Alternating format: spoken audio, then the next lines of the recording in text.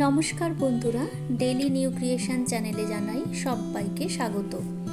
আজকে আমি নিয়ে চলে এসেছি একটি ফিরনির রেসিপি, যেটা খুব কম সময়ে এবং কম উপকরণেই কিন্তু আপনারা বাড়িতে বানিয়ে নিতে পারবেন।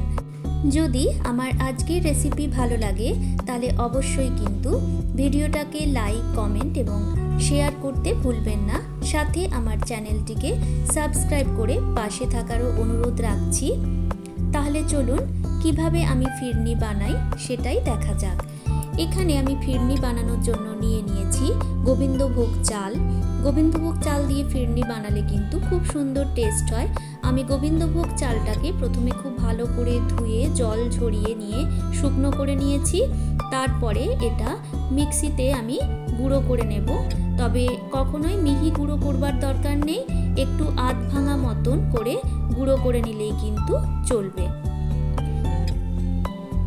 এখানে দেখুন, আমি দেখিয়ে দিচ্ছি, অনেকটা কিন্তু সুজির মতন দেখতে হয়। এইরকমভাবে কিন্তু চালটাকে গুঁড়ো করতে হবে। এইবারে আমি ফিরনিটা বানানোর জন্য 1 লিটার দুধ নেব। সেই 1 লিটার দুধ থেকেই আমি 1 কাপ ঈষৎ উষ্ণ গরম দুধ নিয়েছি। তার মধ্যে আমি যে চালের গুঁড়ো বানালাম সেখান থেকে 1/4 কাপ মতন আমি চালের গুঁড়োকে এই 1 কাপ ঈষৎ উষ্ণ গরম দুধে আমি ভিজিয়ে নেব। চালের গুঁড়োটা দুধে খুব ভালো করে গুলে এবারে এক সাইডে আমি এটাকে রেখে দেব।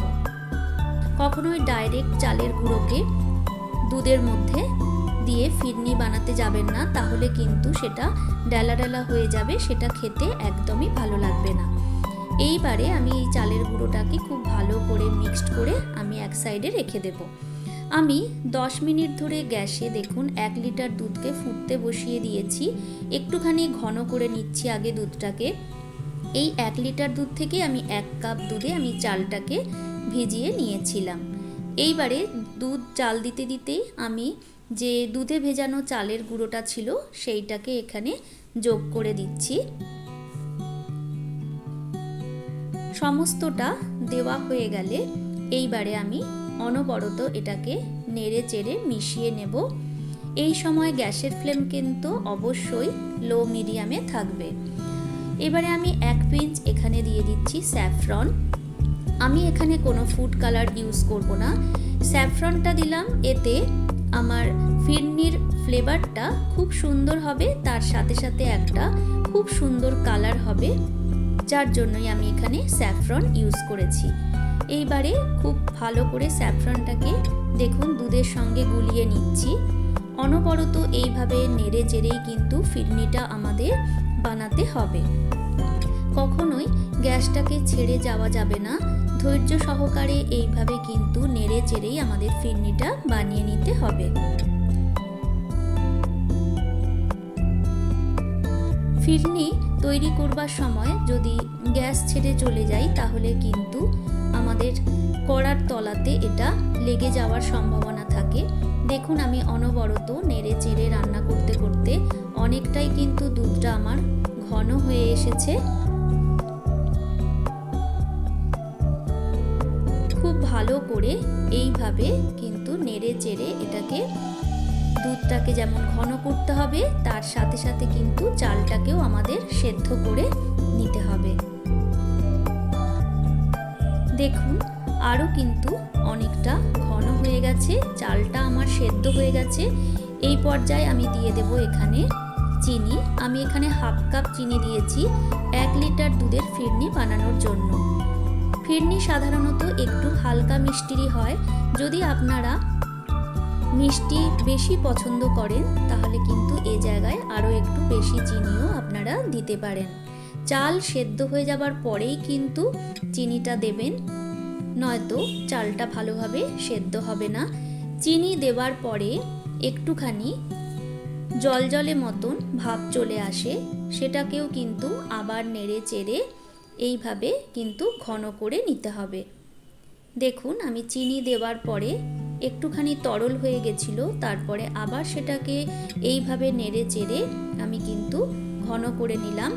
আমার মোটামুটিভাবে ফিরনিটা রেডি হয়ে গেছে, আর একটুখানি স্টেপ বাকি।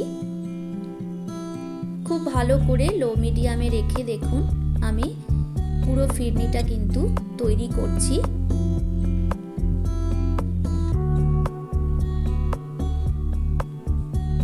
এইবারে একদম শেষে দিচ্ছি 3টে ছোট এলাচের গুঁড়ো। আমি ছোট এলাচটাকে একটু ড্রাই রোস্ট করে নিয়েছিলাম, তারপরে সেটাকে আমি গুঁড়ো করে নিয়েছি। ফিরনিতে ছোট এলাচের গুঁড়োর যে স্বাদটা, গন্ধটা খুব সুন্দর কিন্তু আসে। খুব ভালো করে ছোট এলাচের গুঁড়োটাকে দেখুন আমি মিশিয়ে নিচ্ছি। এইবার খুব ভালো করে মিশিয়ে নিয়ে আমি এইবারে গ্যাসটাকে কিন্তু অফ করে দেব। তারপর এইভাবে নেড়ে চেড়ে একটুখানি ঠান্ডা করে রুম টেম্পারেচারে যেই চলে আসবে, তারপরে আমি এটাকে ছোট ছোট পাত্রে আমি ভাগ করে নেব। আপনারা যদি বাড়িতে মাটির পাত্র থাকে তাহলে তাতেও জমতে বসাতে পারেন। আমি এখানে কাঁচের বাটিতেই কিন্তু এটাকে জমতে বসাবো। কাঁচের বাটিতে আমি এগুলোকে ঢেলে নিচ্ছি। রেসিপিটা যদি আমার ভালো লাগে অবশ্যই কিন্তু ভিডিওটাকে লাইক, কমেন্ট, শেয়ার করে দেবেন। ওপর থেকে আমি একটুখানি পেস্তা কুচি দিয়ে সাজিয়ে দিচ্ছি। এটা সম্পূর্ণ অপশনাল, দিতেও পারেন নাও দিতে পারেন। আর দিয়ে দিচ্ছি ওপর থেকে একটু স্যাফরন, যাতে দেখতে সুন্দর লাগে। পুরোপুরি এটা যখন রুম টেম্পারেচারে চলে আসবে তারপরেই কিন্তু এটাকে ফ্রিজে আমি জমতে বসাবো। আমি ওপর থেকে একটা ঢাকা দিয়ে দিলাম। ঢাকা দেওয়ার পর 2-3 ঘন্টার জন্য আমি এটাকে ফ্রিজে জমতে বসাবো। 2-3 ঘন্টা পর দেখুন আমি বের করে এনেছি, কত সুন্দর দেখতে লাগছে। এটা খেতেও কিন্তু দারুণ মজার হয়। আপনারা বাড়িতে একবার আমি যেভাবে দেখালাম ফিরনিটা ঠিক সেইভাবে বানান এবং আমাকে কমেন্টে জানান যে আপনাদের রেসিপিটা কেমন লাগলো। যদি রেসিপিটা ভালো লাগে অবশ্যই কিন্তু বন্ধু-বান্ধবদের সাথে শেয়ার করবেন রেসিপিটা। সাথে আমার চ্যানেলটিকে সাবস্ক্রাইব করে আমাকে অনুপ্রাণিত করবেন। চলে আসবো আবার নতুন কোনো সুন্দর রেসিপি নিয়ে। সকলে ভালো থাকবেন, সুস্থ থাকবেন। ধন্যবাদ।